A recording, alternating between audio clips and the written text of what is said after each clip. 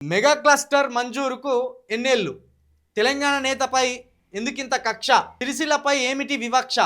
కేంద్ర మంత్రి గిరిరాజ్ సింగ్కు కేటీఆర్ ఘాటులేఖ.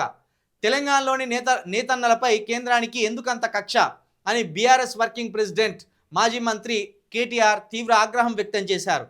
తక్కువ సామర్థ్యం, తక్కువ కార్మిక శక్తి ఉన్న ఇతర రాష్ట్రాల్లోని ప్రాంతాలకు మెగా క్లస్టర్లను మంజూరు చేసిన కేంద్రం అన్ని అర్హతలున్న సిరిసిల్లను పక్కన పెట్టడం ప్రాంతీయ వివక్షకు పరాకాష్ట అని దుయ్యబట్టారు.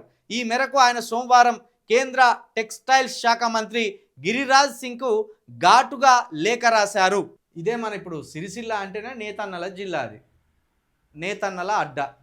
మన పద్మశాలి బిడ్డలు చేనేత వస్త్రాలు తయారు చేసి ఆ చేనేత వస్త్రాలను అమ్మడం, లేకపోతే ఎక్కువ ఈ మిషన్ వర్క్, ఇవన్నీ సిరిసిల్లలో పద్మశాలిల ప్రధాన వృత్తిగా ఉన్నాయి.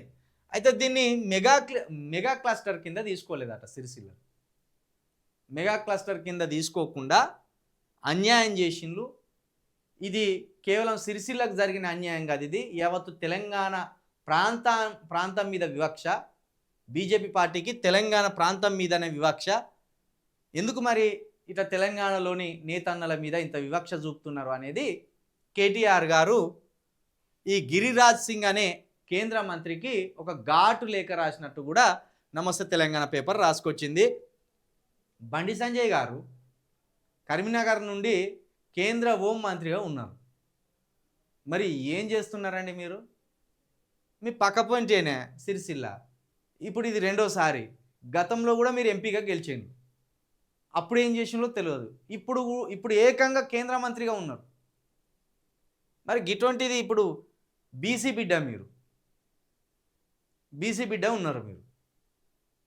మరి బీసీ బిడ్డగా ఉండి పద్మశాలీలు బీసీలు, పద్మశాలీలకు బెనిఫిట్ జరిగేలా ఆ కేంద్రంతో కొట్లాడి, ఆ కేంద్ర మంత్రితోటి గిరిరాజ్ సింగ్ తోటి కొట్లాడి మరి మా సిరిసిల్ల పద్మశాలీలకు బెనిఫిట్ కలిగించే ప్రయత్నం ఏదైనా చేయొచ్చు కదా. ఇవి చేస్తే మేము సంతోషపడతాం, ఇవి చేస్తే మిమ్మల్ని ప్రశంసించడానికి అవకాశం ఉంటుంది, మిమ్మల్ని అభినందించాలి కదా. జర్నలిస్టులు ఒక్కరోజన్నా మిమ్మల్ని అభినందించే అవకాశం మాకు ఇవ్వకపోతే ఎట్లా? మీరేమో ప్రజలకు అవసరం లేని గొడవలు పెట్టుకుంటూ వచ్చే ప్రయత్నం చేస్తారు. చూడు, ఇంత పెద్ద ఆలోచన. ఇప్పుడు మెగా క్లస్టర్కి సంబంధించి సిరిసిల్ల నేతన్నలకు అన్యాయం జరిగింది. ఆ అంశాన్ని మరి మీ కేంద్ర మంత్రి గిరిరాజ్ సింగ్ అట మీ కేంద్ర మంత్రి గారి దగ్గరికి పోయి సిరిసిల్ల నేతన్నలకు సహాయం చేసేలా, సిరిసిల్ల నేతన్నలకు లబ్ధి చేకూర్చేలా ఓ మంచి అంశాన్ని చర్చకు పెట్టండి. కేంద్రంలో ఉన్నారు మీరు, ఎమ్మెల్యేగా ఉన్న కేటీఆర్ గారు మాట్లాడుతున్నారు దాని గురించి, కేంద్ర మంత్రిగా ఉన్న మీరు మాట్లాడతలేరు. ఏం లాభం మీరు కేంద్ర మంత్రిగా ఉండి? ఈ రాష్ట్రానికి ఏం లాభం? కరీంనగర్ జిల్లాకి ఏం లాభం? ఆ కరీంనగర్ జిల్లాలో ఉన్న ప్రాంతాలకు ఏం లాభం? ఇటువంటి అంశాలను ఎత్తుకొని కొట్లాడండి.